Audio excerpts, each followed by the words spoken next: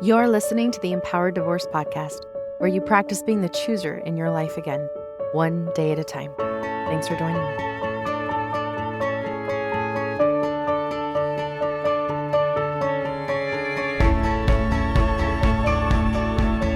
Hello, my amazing, beautiful listeners. How are you?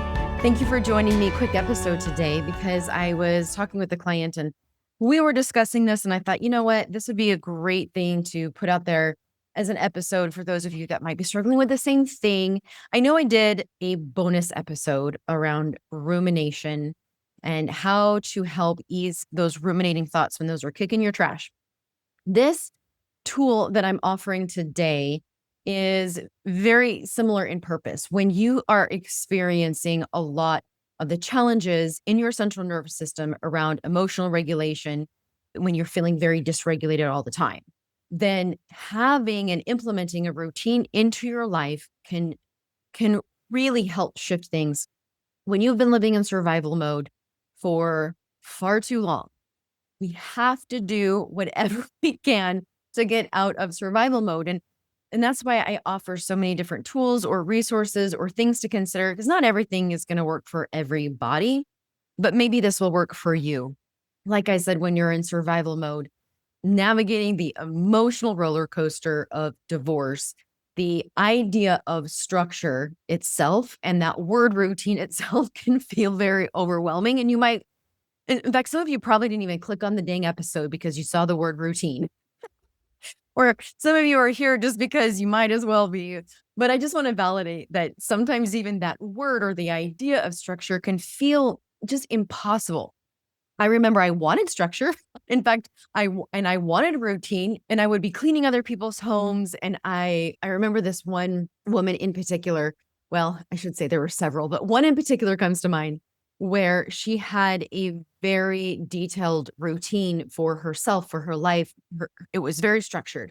I specifically remember feeling jealous and envious, just dreaming and wishing like, oh my gosh, if I could only just get to the place in my life where I had a routine like she does in the morning, where I could actually get up and go for a walk, where I'm not yanking myself out of bed and dragging my butt to the shower and fighting like heck to get my kids out the door and school on time. Like, to be able to have some sense of structure in my life felt impossible, and another impossible feat. So I really want to start off by validating that. When I say routine, hear me out, because this really doesn't need to be anything huge or a big deal.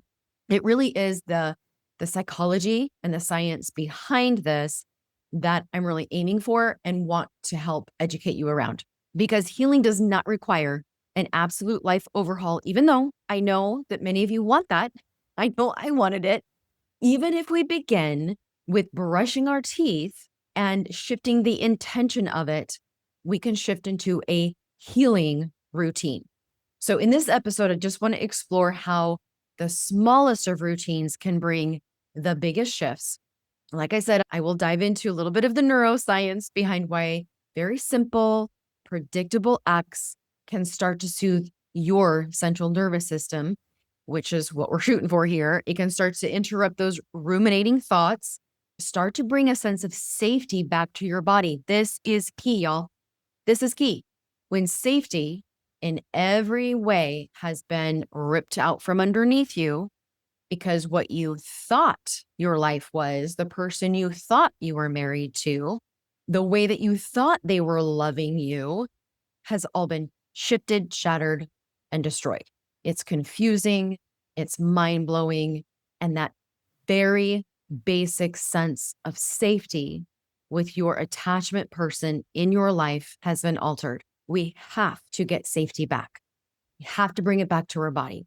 Whether you're dealing with sleepless nights, nightmares, emotional flooding, feeling disconnected to yourself, these little we'll call them micro rituals, might be your secret weapon. So hopefully that helps you today. First, why a routine matters when you've been living in survival mode. The brain thrives on that predictability. In fact, this is why many of you probably had a very difficult time making the decision to leave, or during that divorce when there was so much unpredictability, you felt the flood and your brain was absolutely flooding you with all possible fears and chaos. Your prefrontal cortex is in the front of your brain. This is your decision making center. When it goes offline, because you're experiencing that high stress trauma, then it stays offline because you're living in high stress trauma. We are producing more cortisol. We're producing more of that catabolic energy. Your body is going to pay the price if it hasn't already. Routine reduces this cognitive in your prefrontal cortex, that decision-making center. It reduces that load that it carries. It gives it a sense of control. When you need more healthy control in your life, this is a really great way to introduce healthy control, because many of you have been living in unhealthy control, trying to survive. The other thing that matters here is just polyvagal theory. When predictable routines, because predictable routines create safety to that vagus nerve. It just safety, safety. We know what's coming. We know what to expect. We know we can do this. This is going to help you shift out of that fight, flight, freeze into more of the ventral vagal regulation in your nervous system. Then psychologically, repetition, it builds neural pathways.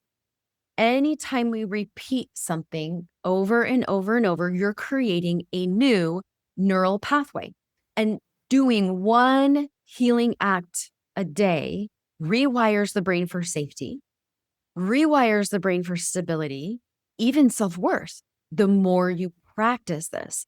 When everything feels so out of control in your life, a routine is going to remind your body, oh, okay, I'm safe, I'm here. How many of you are experiencing those ruminating thoughts at night? How many of you are feeling that emotional dissociation or dysregulation, or something happens and it just all those emotions just flood you, or you're just feeling absolutely overwhelmed and paralyzed? I know that word paralyzed is very visual for me because I have that visual of myself laying on my bed, not being able to move because of the paralyzing fear that I experienced, almost wishing that my apartment building would just come crashing onto me to at least get me to move, because I felt like I couldn't.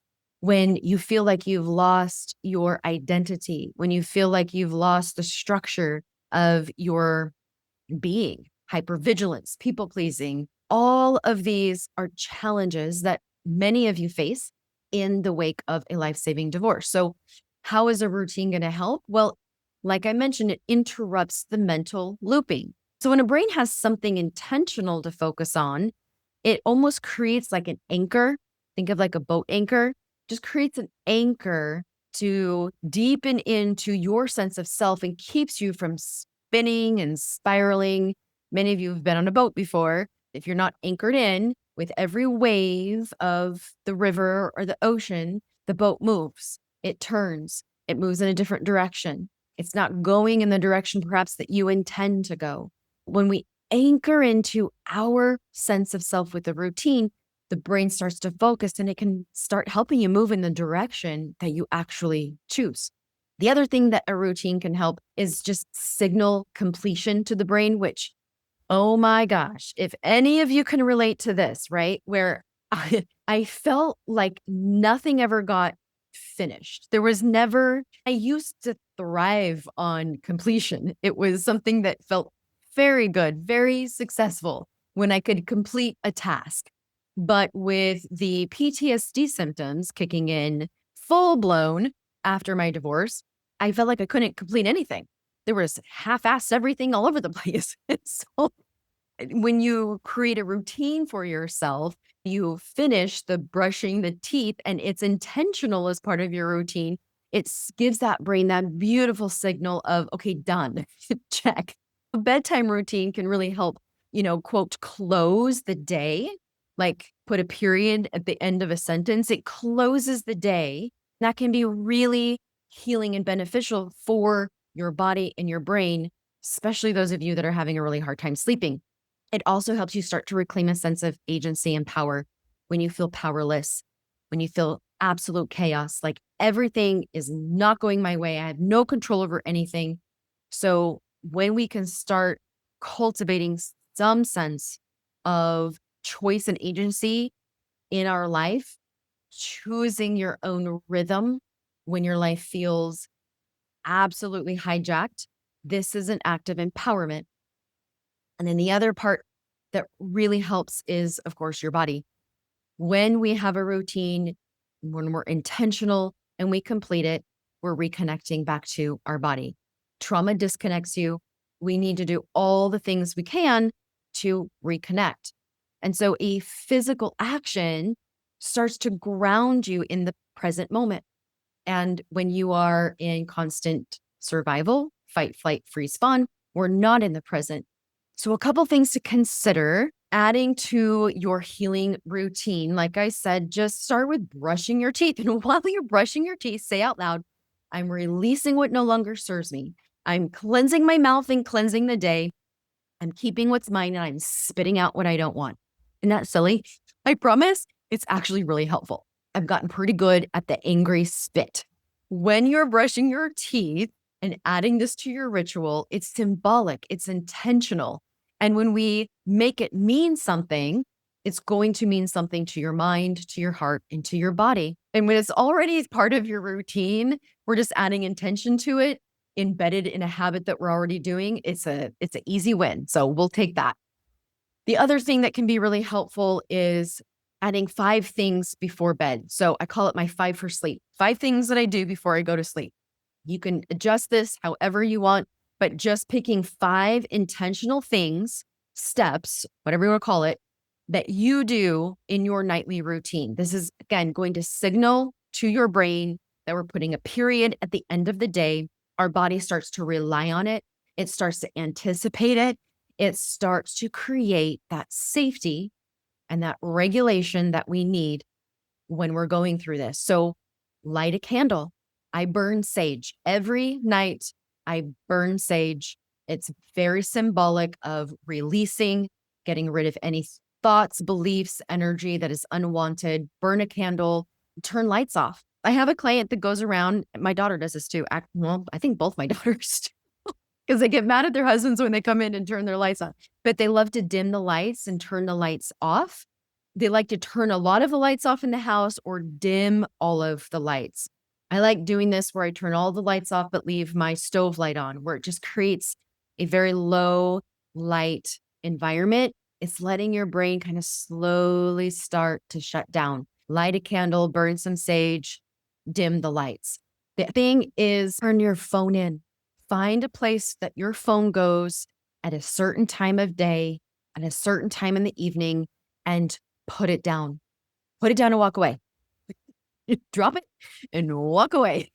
I know that's hard to do, because if you're not doing that, you're probably going to end up scrolling. You're probably going to end up numbing out, and you're staying up too late. Your brain is still active. Your brain is probably going into comparative suffering mode, especially if you're on social media. So put the phone down, walk away. Add that to your routine, giving your brain a break. The other thing you can do is one small thank you to yourself. Even if it's just voicing a note on your phone or whispering it out loud or writing it on a sticky note or actually having some little thank you cards. Just depends on how creative you want to get with this, but thanking yourself every day. You made it through today. Thank you. Thank you for breathing. You got me through another day. Thank you, or thank you, Amie, for not responding to that ridiculous email. Whatever you want to thank yourself for, give yourself one small thank you. The next one you can do is getting your body involved, a little mini body cue that we're winding down. So maybe stretching your arms over your head for 10 seconds in bed. Just a simple yawn stretch combo signals to your nervous system that it's safe and we can go slow.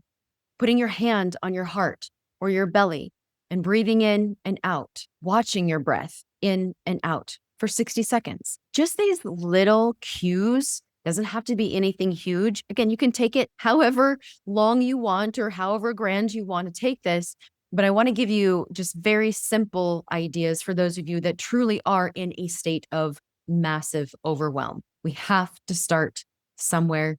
Small is just fine. You know how when you would I used to tuck my kids into bed and they wanted me to burrito baby them, and maybe just burrito baby yourself when you get into bed. Tuck in your feet, tuck in your legs all the way up, and burrito baby yourself to bed. Just something simple to indicate we're done. We're putting a period at the end of our day. Maybe saying a calming mantra, I'm safe to rest. Again, these steps signal safety to the nervous system and can really help reduce that nighttime ruminating. If you want to do a routine in the morning as well, or just one in the morning, instead of grabbing your phone first thing in the morning, oh my gosh, please, please, please, if you do anything but just do this one.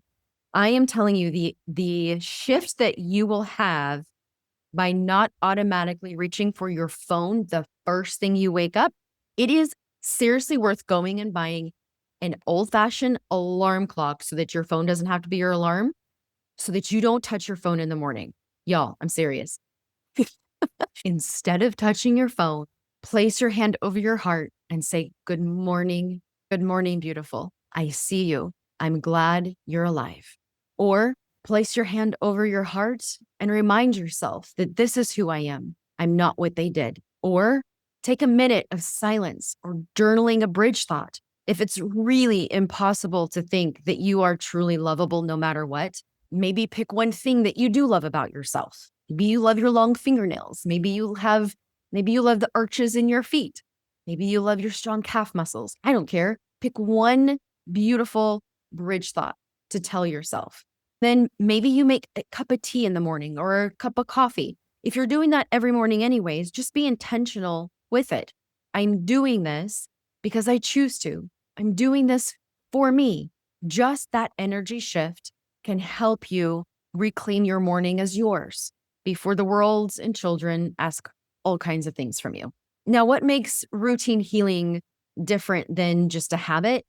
Well, your healing routine is going to be anchored in intention, not perfection. I do not care if you change it. I do not care if you don't do 5 things and you only do 3. If your intention is rooted and your basic routine is done with love, with curiosity, with self-connection, this is what's going to regulate your nervous system. And these small acts are a way of saying, I matter and my healing matters. Try one healing routine this week. Create a ritual menu, so to speak. Maybe just start listing all the different things that I mentioned, maybe some other things that came to your mind. Maybe you're doing some things that you didn't even maybe chalk up to a healing routine, which is fantastic. You don't need a perfect routine. You just need one small thing that brings you closer back to yourself, connected to yourself. Routines are not meant to restrict you. They're not meant to be another burden. It's not meant to be one more thing that you have to do. And that honestly was one of my hesitations of even sharing this episode, is because I don't want this to come across as one more thing to do, which is why I'm offering you to consider things that you're already doing, just shifting the intention around it.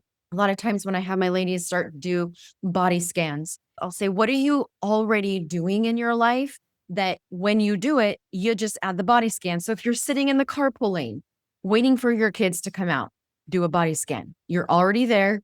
It's not one more thing to do. You go to the bathroom at least once a day, I hope.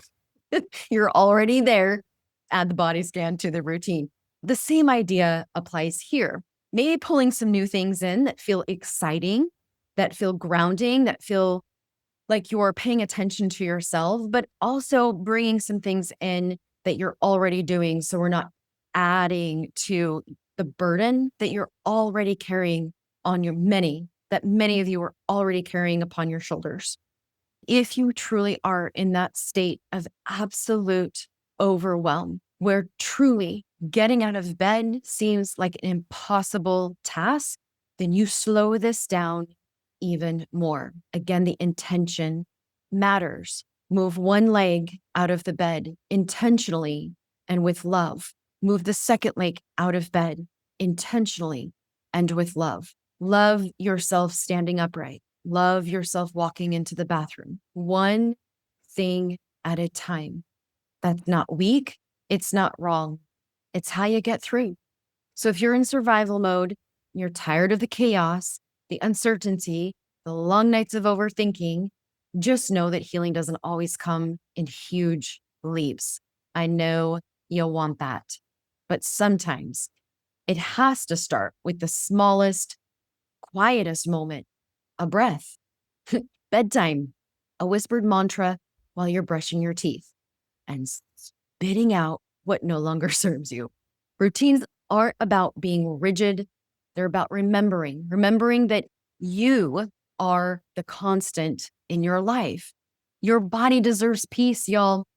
It deserves to finally have some peace, and you can give it peace and moments of safety, even when the world around you still feels really shaky and a little bit chaotic on the other side of that street. Because healing isn't about doing one more thing, is about doing less, just with more intention. I know some of you feel like you're starting all over in life. I like to think of it as you're starting with yourself this time. I had a client that said, I just want to tell everybody that I love you, but I love myself more. You are the creator. So start with yourself this time in all that you do, including your routine. Remember, you are the creator of your life, and you get to create the life that you want because you can. Take care, everybody. I was born to fly and spread these wings and find my own. I am coming home. Today will be the day it all will change. Nothing, no one's in my way. Today will be the day.